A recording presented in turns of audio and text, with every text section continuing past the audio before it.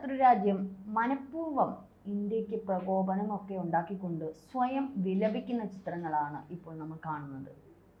ഈ കഴിഞ്ഞ ദിവസങ്ങളായി പാർലമെന്റിൽ നടന്ന അവരുടെ ഒരു സമ്മേളനത്തിൽ അവരുടെ MP ആയ താഹിർ ഇക്ബാൽ കരയുന്ന രംഗങ്ങൾ ഉൾപ്പെടെ നമ്മൾ സോഷ്യൽ മീഡിയയിലും വാർത്താ മാധ്യമങ്ങളിലൂടെ കണ്ടു.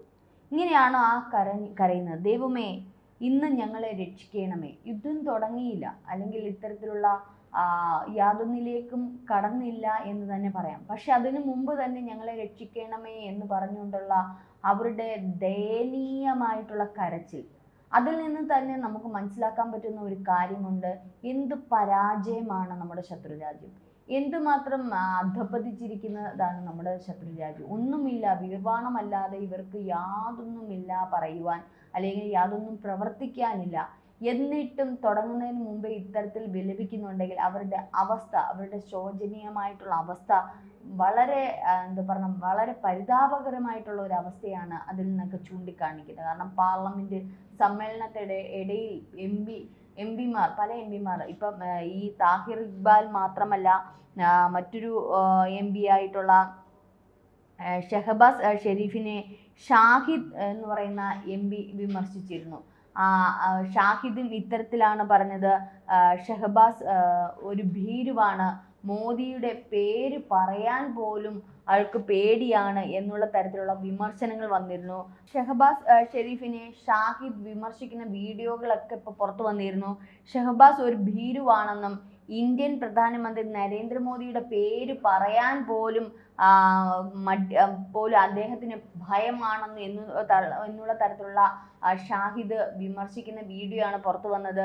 സിംഹങ്ങളുടെ സൈന്യത്തെ ഒരു കുറുക്കൻ നയിച്ചാൽ അവർക്ക് യുദ്ധം ചെയ്യാൻ ആകില്ല, അവർ യുദ്ധത്തിൽ തോൽക്കും. ടിപ്പു സുൽത്താൻ ഉദ്ധരണി ചൂണ്ടിക്കാട്ടിക്കൊണ്ടാണ് ഷാഹിദ് ഇത്തരത്തിൽ പറഞ്ഞത്. അതിർത്തിയിൽ നിലയുറപ്പിച്ചിരിക്കുന്ന നമ്മുടെ സൈനികർ നമ്മൾ ധൈര്യം കാണിക്കുമെന്ന് പ്രതീക്ഷിക്കുന്നു. എന്നാൽ പ്രധാനമന്ത്രി തന്നെ ഒരു ഭീരുവാകുമ്പോൾ, മോദിയുടെ പേര് പോലും പറയാൻ മടിക്കുമ്പോൾ മുൻനിരയിൽ നിൽക്കുന്ന ജീവൻ പണയപ്പെടുത്തിയിരിക്കുന്ന സൈനികരുടെ അവസ്ഥ എന്തായിരിക്കും? എന്ത് സന്ദേശമാണ് താങ്കൾ നൽകുന്നത്?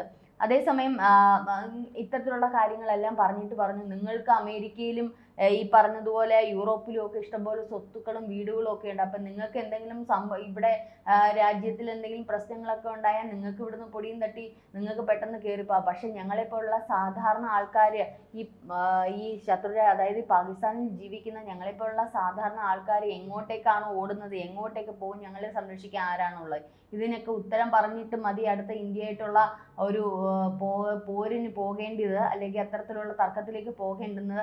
അല്ലെങ്കിൽ പണി വാങ്ങിച്ച് തന്നെ കിട്ടും. സൈനികർ, ഇപ്പോൾ അതിർത്തി നിൽക്കുന്ന സൈനികർക്ക് ഊർജം നൽകേണ്ടുന്ന ബാക്കി ബാക്ക്നേറിയിൽ നിൽക്കുന്നവര് ഇത്തരത്തിലൊരു ഭീരുവായി കഴിഞ്ഞാൽ അവരെങ്ങനെയാണ് പോരാടുന്നത് എന്നുള്ള തരത്തിൽ. അപ്പൊ പാർലമെന്റിലെ ഇത്തരത്തിലുള്ള ഇപ്പൊ ഈ താഹിർ ഇക്ബാലിന്റെ കരച്ചിലോട് കരച്ചിൽ, ഇതെല്ലാം പലപ്പോഴും മാധ്യമങ്ങളിൽ വരുമ്പോൾ ആ രാജ്യത്തിന്റെ പരാജയമാണ് മുന്നിൽ കാണിക്കുന്നത്.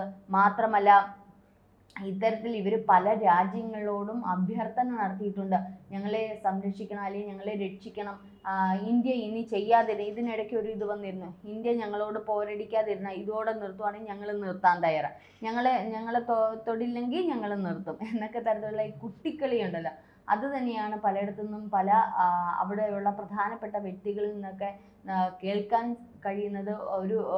ഇതിലേക്ക് കടക്കുമ്പോൾ എന്നിട്ടും ഞങ്ങൾക്ക് എന്തോ ഉണ്ട്, ഞങ്ങൾ വലിയ തിരിച്ചടി നൽകും എന്നൊക്കെ ഉള്ള രീതിയിൽ ഷെല്ലാക്രമണവും മറ്റും ഒരു പ്രകോപനം ഉണ്ടാക്കിക്കൊണ്ട് സ്വയം നേരിടുകയാണ്. ഈ ഇടയ്ക്ക് കഴിഞ്ഞ ദിവസം 100 ഡ്രോണുകൾ 26 ഇടങ്ങളിലായിട്ട് പാകിസ്ഥാൻ ഇത്തരത്തിൽ ഇന്ത്യയിലേക്ക് ഉതിർത്തി വിട്ടിരുന്നു. പക്ഷെ ഇന്ത്യ അതിനെയെല്ലാം തച്ചുടച്ച് തരിപ്പണമാക്കുകയാണ് ചെയ്തത്. നമ്മൾ കാണുകയാണ്, കണ്ടതാണ് ചൈന കൊടുത്ത മിസൈൽ പോലും പൊട്ടാതെ വീണ് കിടക്കുന്ന അവസ്ഥ. അപ്പൊ ഇവരൊക്കെ ഒരു പരീക്ഷണം എന്നുള്ള രീതിയിലാണ്, ഇവരുടെ പല പരീക്ഷണങ്ങളായിട്ടാണ് ഇപ്പോൾ പാകിസ്ഥാനെ കാണുന്നത്. ഇപ്പോൾ തുർക്കിയാണെങ്കിലും മറ്റുള്ള പല രാജ്യങ്ങളും ഇതിനടിയിലൂടെ ഈ സപ്പോർട്ടിങ് ഒക്കെ ചെയ്യുന്ന രാജ്യങ്ങൾക്ക് മറ്റു പല ലക്ഷ്യങ്ങളുണ്ടായിരിക്കും. പക്ഷെ ഇതിനെയൊക്കെ തകർത്തെറിയാനുള്ള ഒരു സൈന്യമാണെങ്കിലും, അല്ലെങ്കിൽ അതിൻ്റെതായിട്ടുള്ള എല്ലാ കാര്യങ്ങളും ഇന്ത്യക്കുണ്ട് എന്നുള്ളത് അവർ പലപ്പോഴും മറന്നു പോകുന്നു. മാത്രമല്ല അമേരിക്ക പോലുള്ള വൻ രാജ്യങ്ങൾ ഇന്ത്യക്ക് വലിയ ഒരു സപ്പോർട്ടായിട്ട് തന്നെയാണ് നിൽക്കുന്നത്. ഇപ്പം 2 ദിവസം മുമ്പ് പാകിസ്ഥാൻ 8 നഗരം ആണ് ഡ്രോൺ ആക്രമണത്തിന് വേണ്ടിയിട്ട് ആക്രമണം നടത്തിയത്.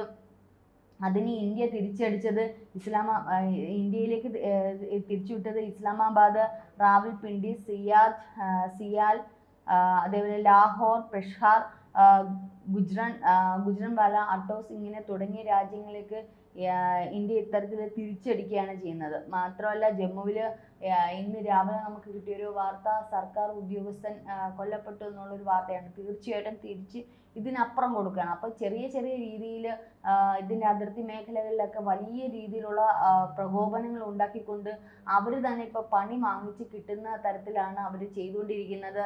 എന്നാൽ ഇതുകൊണ്ട് തീർന്നു അല്ലെങ്കിൽ ഇതുകൊണ്ട് നിർത്താം എന്നുള്ള രീതിയിലല്ല ഉദ്ദേശിക്കുന്ന ശത്രുരാജ്യം.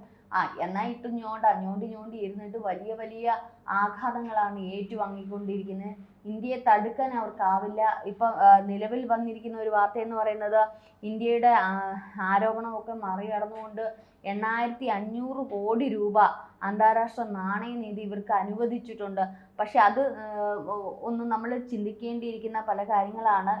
ഈ പറഞ്ഞതുപോലെ ഇന്ത്യ പലപ്പോഴായിട്ട് പറഞ്ഞ് ഇവർക്ക് ഈ ഭീകരവാദ പ്രവർത്തനമൊക്കെ നൽകാൻ വേണ്ടുന്ന ഒരു സഹായമാണ് നിങ്ങളിപ്പോൾ നൽകുന്നത്, ഇത് ദുരുപയോഗം ചെയ്യും എന്നുള്ള തരത്തിൽ IMF യോഗത്തിൽ ഇന്ത്യ പറഞ്ഞിട്ട് പോലും ഇതിനെ മറികടന്നാണ് IMFന്റെ ഈ ഒരു നീക്കം. 8500 കോടി, $1 ബില്യൺ.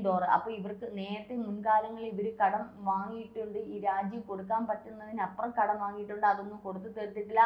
പാകിസ്ഥാന്റെ $130 കോടി അധിക വായ്പ അപേക്ഷയും IMFന് മുന്നിലുണ്ട്. മോശം ട്രാക്ക് റെക്കോർഡും IMF പദ്ധതികളുടെ ഫലപ്രാപ്തിയില്ലായ്മയും അതിർത്തി കടന്നുള്ള ഭീകരതയ്ക്ക് ധനസഹായം നൽകുന്നതും ഒക്കെ ചൂണ്ടിക്കാട്ടി ഇന്ത്യ ഇന്നലെ ഇതിൽ നിന്നും ഈ ഒരു വോട്ടിങ്ങിൽ നിന്ന് പിന്മാറിയിരുന്നു. എന്നാൽ ഈ IMFന്റെ 8500 കോടി, ഏകദേശം $1 ബില്യൺ ആണ് ഇന്നലെ പാകിസ്ഥാന് നൽകിയത്. ഇത്തരത്തിൽ പാകിസ്ഥാന്റെ ഭീകരവാദ പ്രവർത്തനം നടത്താനുള്ള ഒരു ബാക്ക് സപ്പോർട്ട് എന്നുള്ള രീതിയിലാണ് ഇപ്പോൾ ഇത് കിട്ടിയിരിക്കുന്നത്. അപ്പോൾ ഇത് കുറച്ചുകൂടി അവരുടെ ഒരു ധനശേഖരം ഈ ഒരു യുദ്ധ അവസ്ഥയിൽ നിൽക്കുമ്പോൾ അവർക്ക് ഒരു വലിയ ആശ്വാസമാകും എന്നുള്ളൊരു മറുചിന്ത കൂടി നമ്മൾ ചിന്തിക്കേണ്ടിയിരിക്കുന്നു. എന്ത് തന്നെയായാലും ഇത്തരത്തിൽ സ്വന്തം ജനങ്ങളുടെ നന്മയ്ക്കോ അല്ലെങ്കിൽ അവരുടെ ഉന്നമനത്തിനോ അല്ലെങ്കിൽ രാജ്യത്തിൻ്റെ ഉന്നമനത്തിനോ അല്ല പലപ്പോഴും പാകിസ്ഥാൻ ഇത്തരത്തിൽ ധനം വിനിയോഗിക്കുന്നത്. പല ഭീകര പ്രവർത്തനങ്ങളും തീവ്രവാദങ്ങൾക്കുമൊക്കെ വേണ്ടിയിട്ടാണ് കൂടുതൽ പണം വിനിയോഗിക്കുന്നത്. ഇതൊക്കെയല്ല മിക്ക ലോകരാജ്യങ്ങൾക്കും അല്ലെങ്കിൽ ഇത്തരത്തിലുള്ള എല്ലാവർക്കും അറിയാമെങ്കിലും ഇപ്പോൾ ഈ കിട്ടിയിരിക്കുന്ന ധനം 2019 ശേഷം ഇപ്പോൾ വീണ്ടും കിട്ടിയിരിക്കുന്ന ഈ ഒരു ധനം ഈ ഒരു സാഹചര്യത്തിൽ അവർ എത്തരത്തിലാണ് ഫലപ്രാപ്തിയിലേക്ക് എത്തിക്കുന്നത് എന്നുള്ളത് നമുക്ക് കണ്ടറിയേണ്ടിയിരിക്കുന്നു. കാരണം യുദ്ധ സാഹചര്യം ഇന്നിപ്പോൾ ആണവായുധവുമായി ബന്ധപ്പെട്ട പ്രധാനമായി അതിൻ്റെ പ്രധാനമന്ത്രി ഷഹബാസിന്റെ നിയന്ത്രണത്തിലുള്ള ആഭ്യന്തര മന്ത്രാലയത്തിന്റെ കീഴിലുള്ള ഇപ്പോൾ കുറച്ച് സമയങ്ങൾക്ക് ശേഷം ഇത്തരത്തിൽ അവർ യോഗം ചേരും. അപ്പോൾ ആണവായുധ നിയന്ത്രണത്തിലുള്ള കീഴിലുള്ള യോഗമാണ് ചേരുന്നത്. അപ്പോൾ എത്തരത്തിൽ ഇനി ഇന്ത്യക്കെതിരെ ഏത് തരത്തിലായിരിക്കും അത് പ്രയോഗിക്കുക എന്നുള്ളത് നമുക്ക് കണ്ടറിയേണ്ടിയിരിക്കുന്നു. എന്ത് തന്നെയായാലും മറ്റുള്ള രാജ്യങ്ങളുടെ ഏറെ പിന്തുണ നമ്മുടെ രാജ്യത്തിനുണ്ട്. മാത്രമല്ല നമ്മൾ ശരിയിലേക്കുള്ള രീതിയാണ് പെട്ടെന്നുള്ള പ്രകോപനം ഉണ്ടാക്കി മനഃപൂർവ്വം അവരെ ഇത്തരത്തിൽ ചെയ്യുന്നതോ ഒന്നുമല്ല. പാകിസ്ഥാൻ ചെയ്യുന്നത് പോലെ സിവിലിയൻസിന് നേരെയോ അല്ലെങ്കിൽ ഇന്നലെ അവർ തൊടുത്തുവിട്ട രീതിയിലുള്ള മിസൈൽ ആക്രമണങ്ങളോ മറ്റൊന്നുമല്ല. കൃത്യതയോടുകൂടി വ്യക്തതയോടുകൂടി മറ്റു രാജ്യങ്ങളൊന്നും തന്നെ കുറ്റം പറയാത്ത രീതിയിൽ തന്നെയാണ് ഇന്ത്യയുടെ ഓരോ ചുവടും. എന്ത് തന്നെയായാലും അത് യുദ്ധം തുടങ്ങിയിരിക്കുകയാണ്. എന്ത് തന്നെയായാലും പാകിസ്ഥാൻ എന്നുള്ള ഇതിനിടയിൽ തന്നെ ആഭ്യന്തര കലാപവും പാകിസ്ഥാനുണ്ട്. അപ്പോൾ പാകിസ്ഥാനിൻ്റെ അകത്തുള്ള കലാപം, ഈ പറഞ്ഞുള്ള ഉദ്യോഗസ്ഥരുടെ ഇടയിലുള്ള മന്ത്രിമാരുടെ ഇടയിലുള്ള പ്രശ്നങ്ങൾ, ഇതെല്ലാം കൊണ്ടും വല്ലാത്ത ഒരു അവസ്ഥയിലാണ് പാകിസ്ഥാൻ. പക്ഷേ ഇതിന് ഏതൊക്കെ തരത്തിൽ മറ്റുള്ള രാജ്യങ്ങളുടെ പിന്തുണയോടുകൂടി എത്തരത്തിലായിരിക്കും ഇന്ത്യക്കെതിരെ തിരിയുന്നത് എന്നുള്ളത് അറിയില്ല.